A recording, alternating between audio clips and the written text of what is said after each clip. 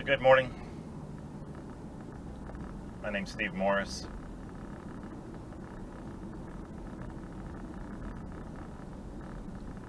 This could be a message for the general public, but it's really directed at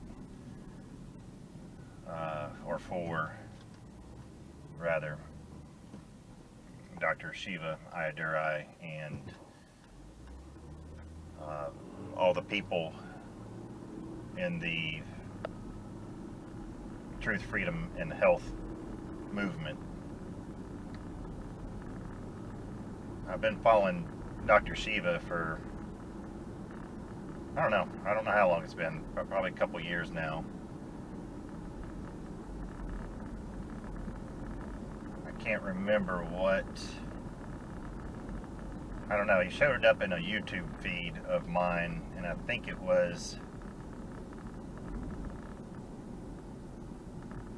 either a vitamin D or immune system. I think it was an immune system video, or it could have been one on student debt. I don't know. He's put out a lot of material and a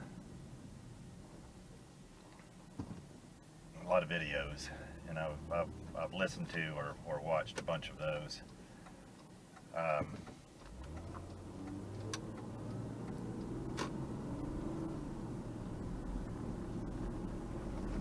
Sorry, I'm trying to figure out where I'm going here.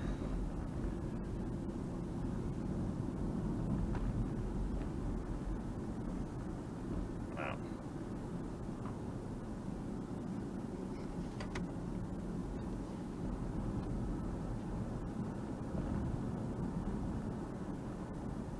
So I got kind of involved in the truth, freedom, and health movement. I did sign up as a warrior, and I started taking the courses, but I don't know, things have happened. I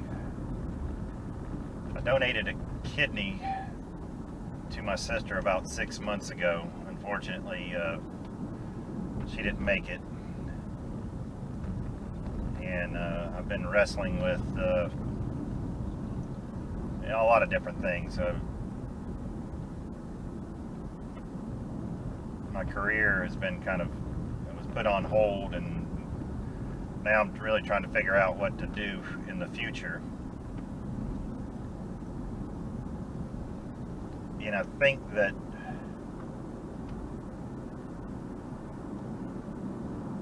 that I need to get involved more in this type of movement.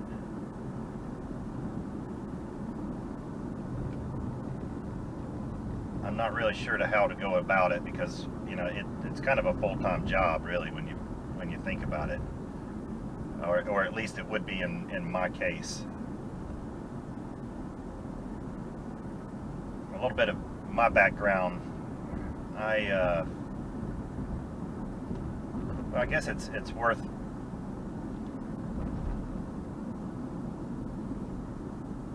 bringing up my trip to Switzerland, or even going back earlier than that, really. When I was young, very young, I guess my brother, he was 8 years older than I. He passed in 1982.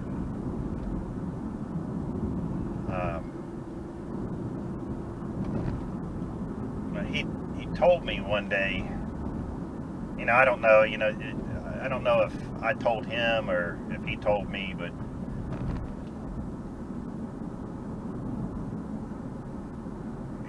what did I want to be when I grew up? And I probably gave him a fireman or an astronaut or something like that. And he said, well, you should be a Renaissance man. And I guess he was learning about the Renaissance in school. I don't know how old I was, probably 8, 9, 10, something like that. And he explained to me a Renaissance man was somebody who knew at least a little bit about everything, and then knew a lot about a lot.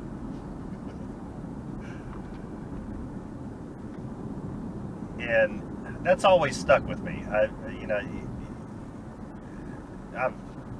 more than once described myself as a jack of all trades, master of some. A polymath might be another way to put it. When I was young, I was a nerd. My favorite gift in the world was to get a dictionary that I didn't own, because I really liked comparing definitions from one dictionary to another one. I don't know why that fascinated me, but etymology has been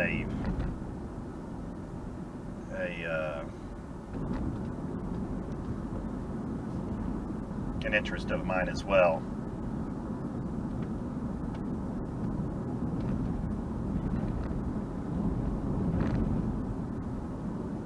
So let's fast forward to my college days. Early on, I wanted to be a computer science major. I took all my core classes and whatnot, and I started getting into the computer stuff. And one of my professors immediately pointed out that, hey, you know what? I don't know that you're really cut out to be a programmer. Maybe you should look into the management information systems area. And I think it was just because I was restless and I really couldn't sit down, and I always had questions, and like our projects, we were told to do something, and I had a million questions about it. Well, what about this? What about that? And so I guess that's why he was saying that, maybe on the information system side might be better for me.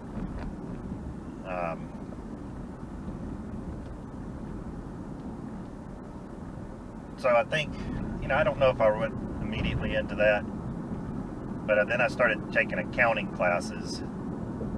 I think maybe I was dating a girl who was an accounting major, I don't know, but cost accounting was really, really fascinating to me. I really liked cost accounting, just being able to track goods and services, and the costs, and how to keep up and track all that stuff was, I don't know, it just interested me. And then I got to tax, and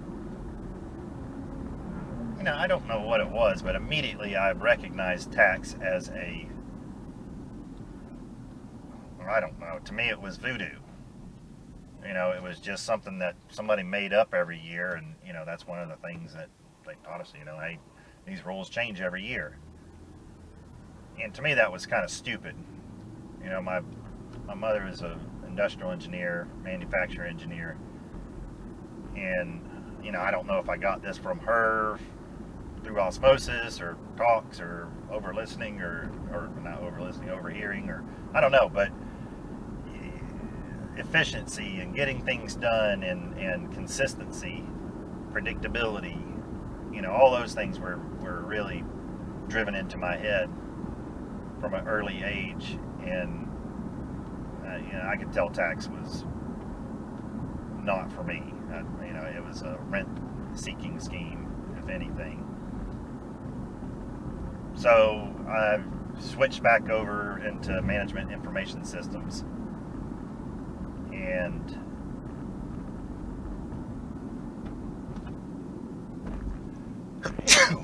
excuse me. When I don't know, I was just about to have enough credits to be considered a senior, and during high school I had a really good friend who was originally from Switzerland, and he had moved back to Switzerland once we finished high school, and he sent me a letter or a phone call or something that said, hey, you should come over and visit before you finish school, because once you finish school, you're going to get a job, and you're going to have like a week's worth of vacation or two or something, and it's not going to, you won't be able to do this. So I pulled everything together to go over, and I mean this is a really relevant part of my story. I went to Switzerland, and while I was there, I was really fascinated because there wasn't any really such thing as bad areas or depressed areas. I mean, everywhere you went, I mean, there was some old buildings, super old buildings, but I really didn't see any areas that were dilapidated, and I traveled around a good bit. And the other thing that really fascinated me over there was the youth. They were all going into, I was 22 at the time. They were all going into apprenticeships. And I didn't really understand that until I figured out that, an apprenticeship was not for dumb people, not for, people who didn't want to succeed in life. Apprenticeships were for people who wanted to do things, not be researchers or things, but actually wanted to solve, that's not the right way to put it, but apprenticeships were, 70% of Swiss youth go into apprenticeships, and they follow the mastery system. So you start out as a novice, then you go into an apprenticeship, and you learn different things, and then you become a journeyman at some point, and then, depending upon who you are and what your interests are, your motivations, you become a master in things. So all of the Swiss youth that I saw, maybe there were some super rich who just had enough money to never have to be concerned with such things. They all had the mentality of, one day I'm gonna be really, really, really good at something. And their school systems were set up for that, and their small business sector, which was the other thing. So my buddy took an apprenticeship in photography, and because he had a great interest in photography, but his first apprenticeship was pretty much just driving a van around Switzerland delivering dresses or whatever for photo shoots, and he got bored with that pretty quick. His other love was cars, and actually I think cars and engines and things like that were a much greater interest to him than photography. I mean, photography sounded cooler, but engines, tinkering was his real interest. So he got an apprenticeship at a garage that specialized in Chrysler vehicles, or GM, I guess. Jeeps were real big over there.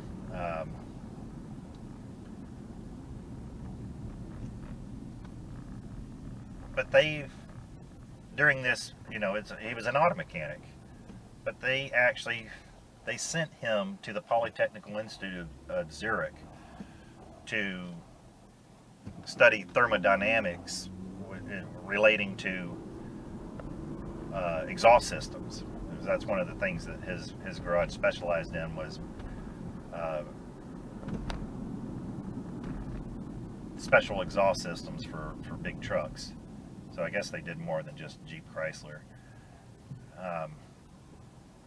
But I was floored by that, because in high school, he took the easy route. Basically we could get 3 different diplomas. A green diploma, which said you can read and do some math. A pink diploma, which was vocational, which that's what he got, which was trades. And then there was the blue diploma, which was college prep. That's what that's the program that I went through. But he ends up going to the university where Einstein taught. Anyway, I wasn't mad at him, but I was amazed that those kind of opportunities were available to people who didn't prepare for them here in the States. But they have a different program going on over in Switzerland. So what I found out while I was over there was that almost all small businesses, if not all of them, and maybe even big businesses, they all participated in this apprenticeship system. So I think that almost all what would be considered temporary labor, no, not temporary, but low skilled or high turnover labor, all of it was part of this apprenticeship program. So I don't know how exactly it was managed, but if you worked for a business, then, and you were young and up and coming, then you were in this apprenticeship program, and like basically your ability to get another job or another good job or something, or climb the ladder, was through reference. So everyone took their job seriously, from retail to cooking to, whatever it was. You didn't get another job going down the road, or you couldn't get a good job, you couldn't advance unless you did a good job in your current apprenticeship position. And that leads me to another thing, like, so you're not stuck in, if you're apprenticing for someone, they expect you to be not a lifelong employee. They expect you to do a good job while you're there, and if you do, and you see something else that you want to do, or you find out about another apprenticeship position that's coming open, well, then you talk to your boss or the owner or whoever and said, hey, I'd like to really go move in this direction, and you'd work out where you could leave and someone would replace you.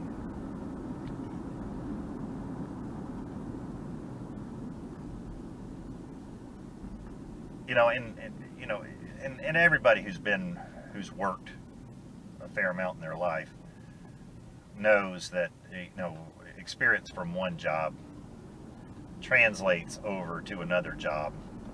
A lot of it just has to do with tenacity and problem solving and whatnot. If you can solve problems in one arena, if you have any interest or whatnot in another area, then you can solve problems there as well. So this apprenticeship system was really something that prepared people for growth in their careers. So, long story short, again, I could go on forever about this really, but I was fascinated with this apprenticeship model and just the Swiss youth, just their attitude towards life, because they just all knew innately that they were going to become experts in some area and become valuable. And as it turns out, everybody just kind of knew that you could earn a good living if you became an expert at something. So when I got back to the States, I went back to class, and I only did one more semester after that, or it was a quarter system where I was going, because I was super bored. I wanted to go do something. I wanted to be an apprentice, and so that's what I did. I quit, and I went and took a Novell C&E certified network or certified Novell engineer course, and that got my foot into the door with a company called Intersolve, first level support, for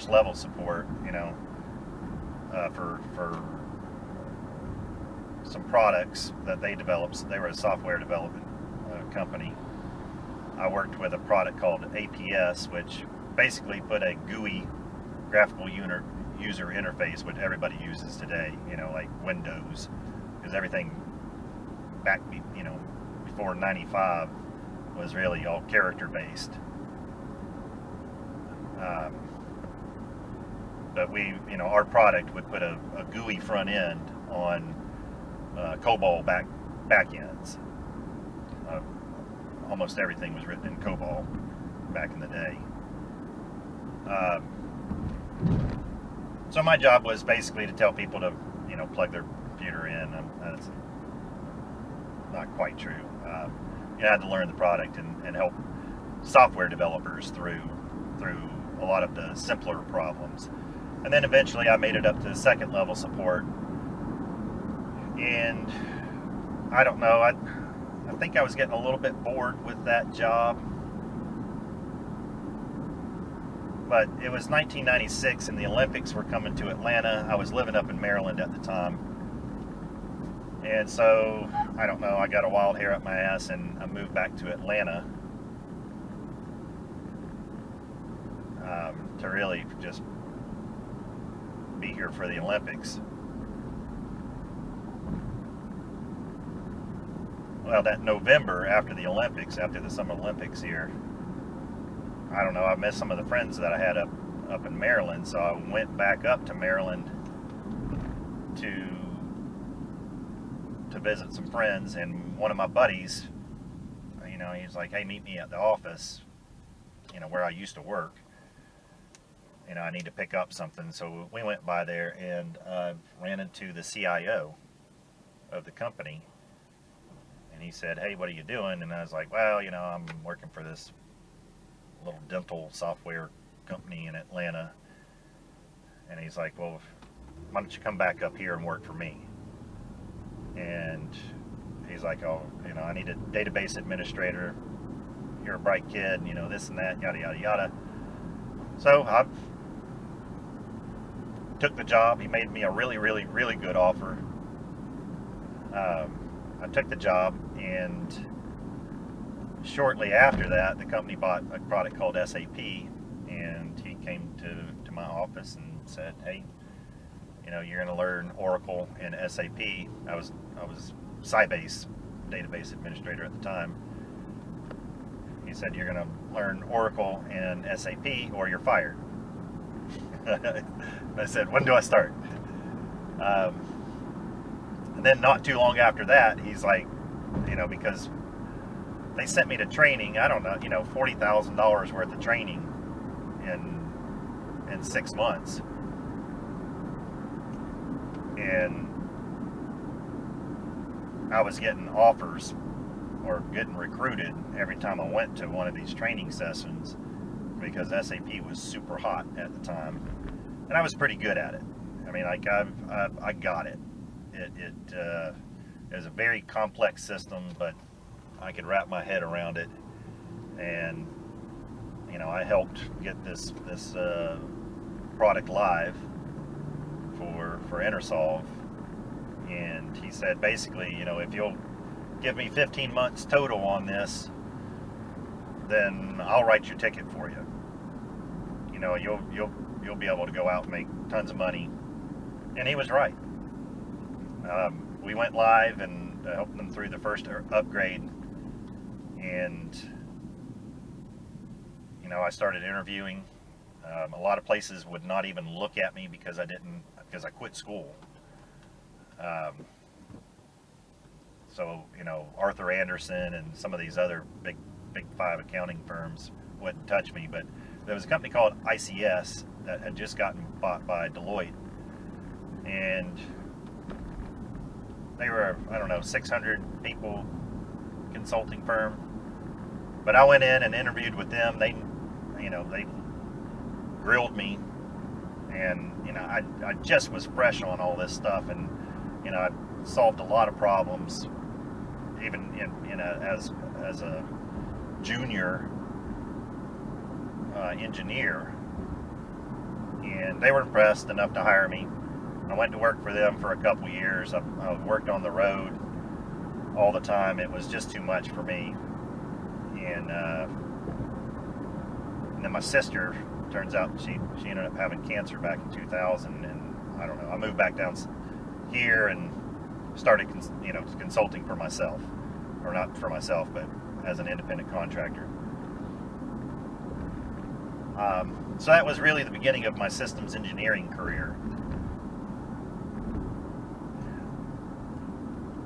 So fast forward again, 2008. I'm working for the CDC. I'd been there for 2 years. I started there in 2006. I was really burnt out on working for government. I'd worked for Coca-Cola and Hewlett-Packard and AkzoNobel, a couple other quick projects over those 8 years. But working at the CDC was not my, I could still be working there as a federal contractor, making tons of money.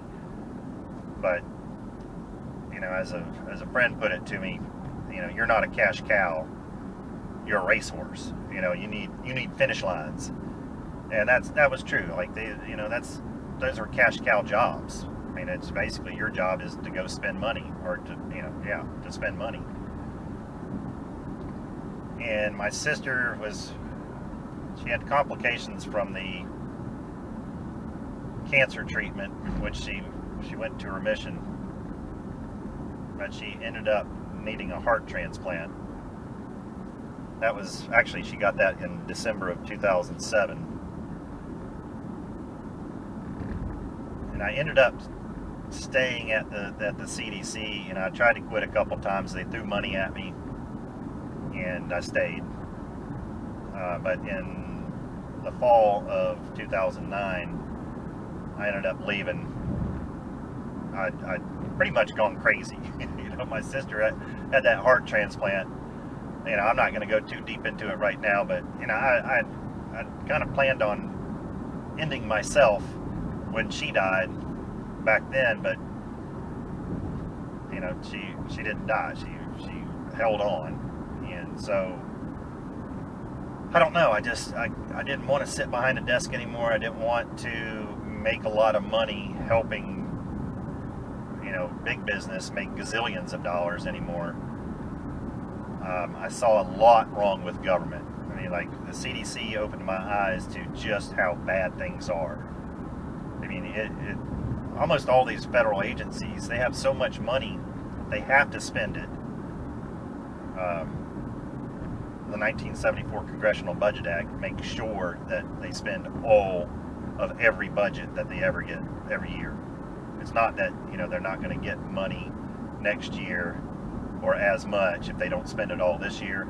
It's illegal to not spend all the money. That's another talk. But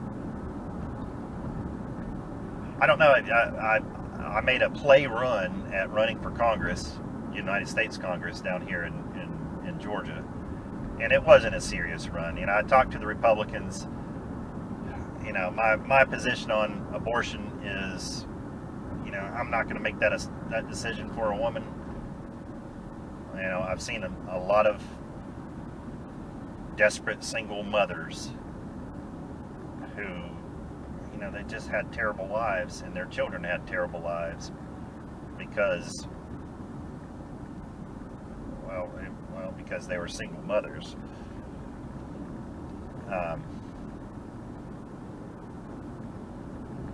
So anyway, the Republican Party basically said, there's no way you're going to make it through the primary as a Republican. So I switched over to independent and tried to get signatures. I ended up getting, I don't know, around 3,000, but that was a really amateur attempt, really. But I learned a lot going through that process, and learned a lot more about government and just how ugly it is. So in leaving SAP and then doing that little stunt with running for Congress, I basically worked myself out of that industry, SAP consulting. I was finding it really hard to get back in, and I used up all my savings, and I ended up going into trade work, concrete work, carpentry. There was a few years where I did some consulting for a guy who did contact lens printing, or he was painting them, or his people were painting them, and I helped a chemist that he found get a printing process up and going. That was a very interesting couple years. Back into concrete, and then I found a fine woodworking shop, and that was really, really interesting work for me. I enjoyed building it. It was, it wasn't all that different than software engineering. You still had problems you had to solve, and you still had, your discovery process, blueprint, build, test, install, all these things. It was just different, and it was a lot more beautiful to me at the time. But I've always, on the side, I've got, I don't know how many pages of notebook pages and these things called mind maps of just my thoughts about how we can fix things. And this is getting back to Shiva, Dr. Shiva, and those that are working with him and for him. He's trying to solve a lot of the same problems I am. We have slightly different ways, I think, but I think we're I don't know, 70-80% aligned.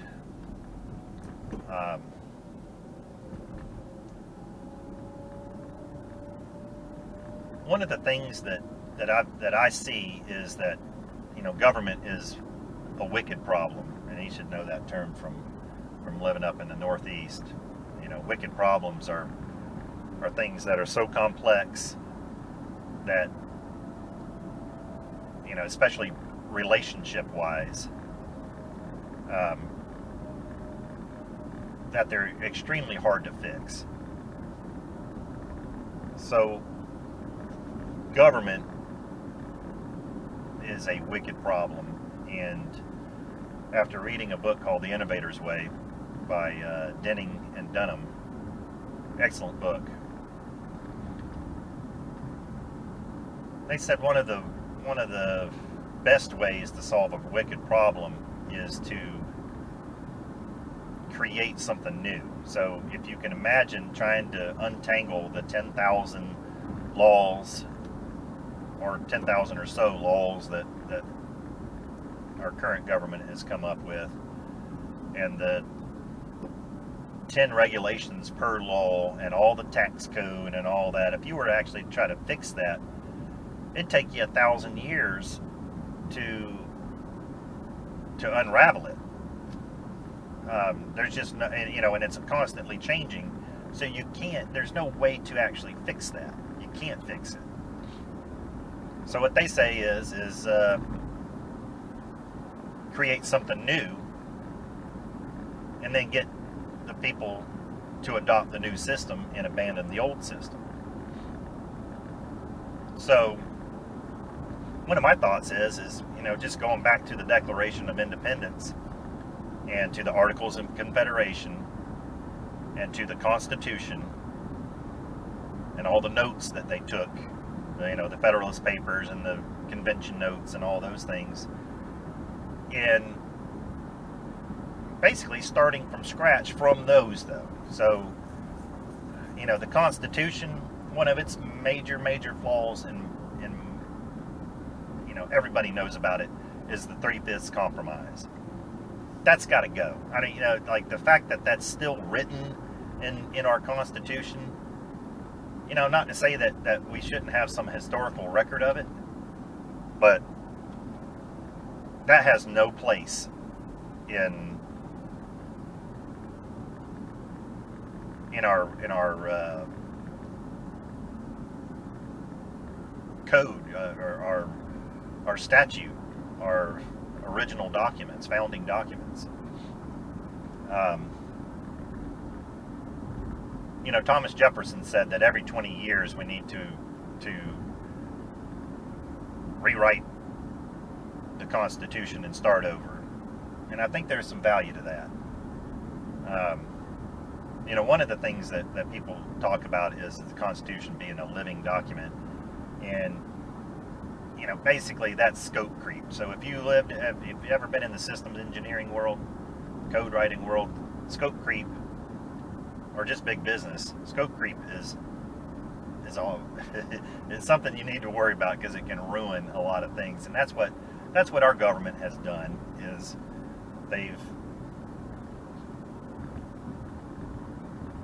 it started out with Article 1, Section 8, which has like 17 things in it that the government is responsible for. And now, basically, the government's responsible for anything they can dream up. That's scope creep on a monumental scale. And then now they've got the Federal Reserve to print as much money as they want.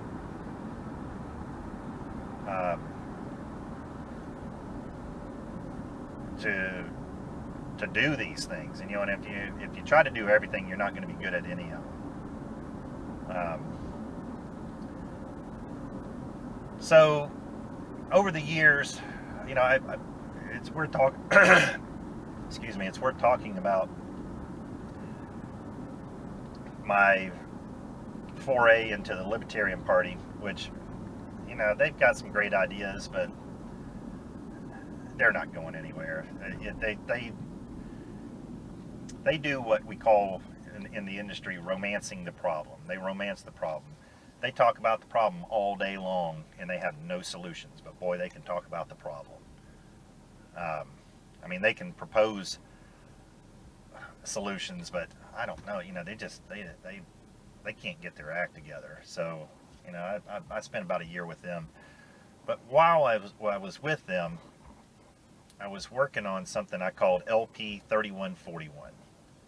And that was a pilot program. So, you know, we had a little bit of problem getting a Libertarian Party affiliate in my county. And, you know, while I was working in the SAP world, you know, we had a very, very robust design and implementation methodology. If you've heard of design thinking, this was the precursor to that. So it was called ASAP methodology.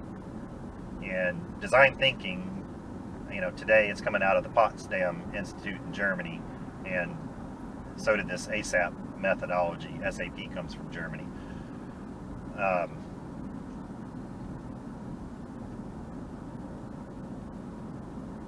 But quickly, it's discovery. So it's a iterative looping process. So you start off with discovery. That is, you define your mission statement, you define who your initial players are. Mission statement is big. It needs to be a very clear, high-level goal for the project or for the organization. And then you move into blueprint stage, and that's where, you know, you get your smart people together and you start figuring out, all right, what do we have to meet those goals? What don't we have? Those are gaps. You do gap analysis there. Your communications plans, help desk.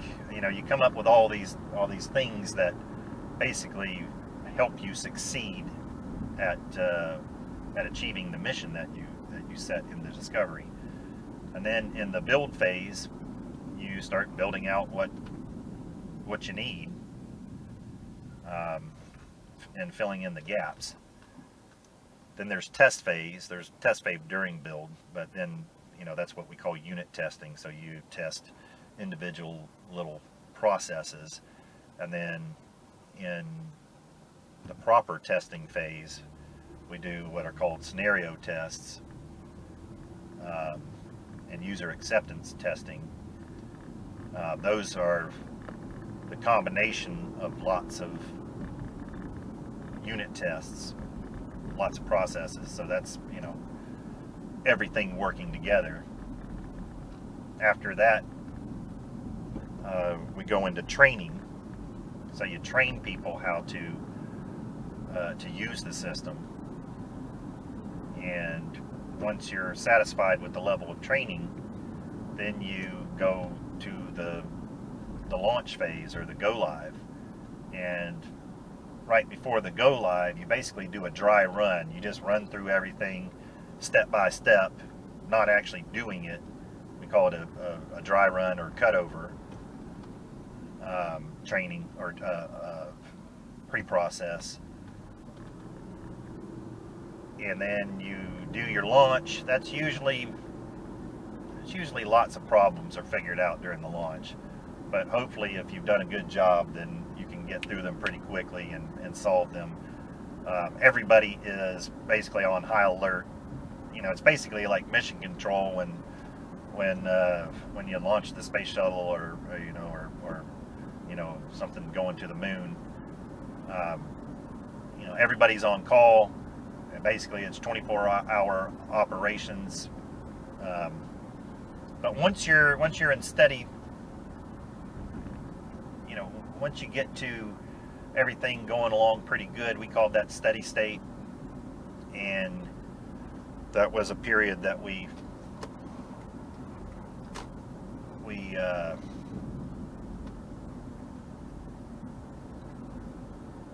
call production. And then that's where you're just really in a maintenance and monitoring mode. And then after about a year or some period, we would go into what we called an audit phase. And the audit phase is basically you go back through and you look at a lot of the records that you've taken, and you verify that you are achieving your mission, and that you are not doing things that you don't want to do, especially illegal things. A lot of the companies that I worked for were publicly traded companies, so they had to follow generally accepted accounting practices. So a lot of the audit was that kind of accounting audit. But you always had to have your mission in mind. Are we achieving the mission? And then after the audit phase, you find some things or you don't, but inevitably you come up with new ideas for an upgrade, during that year after the launch. So the next part of the phase is the optimize phase, which is you take all that you learned over the last year or two or whatever, and you basically start the whole process over again with discovery. So discovery and optimize are really about the same thing, and then you go into blueprint and build and test and train, and you go live again with these new features. So it's a continuous improvement model, is what it is.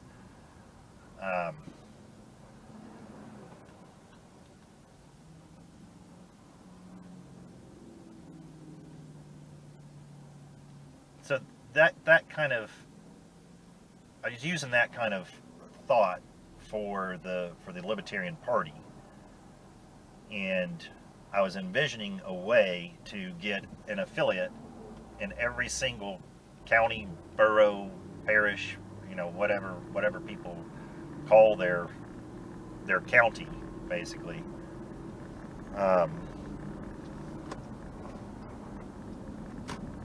In the United States. And it was, You know, it had seed money and instructions, and you know, who do you call to get an affiliate up and going and self-determined, really, or self-propagating, I guess, maybe a better way to put it. Old Alabama. Is this? Well, it's the next one.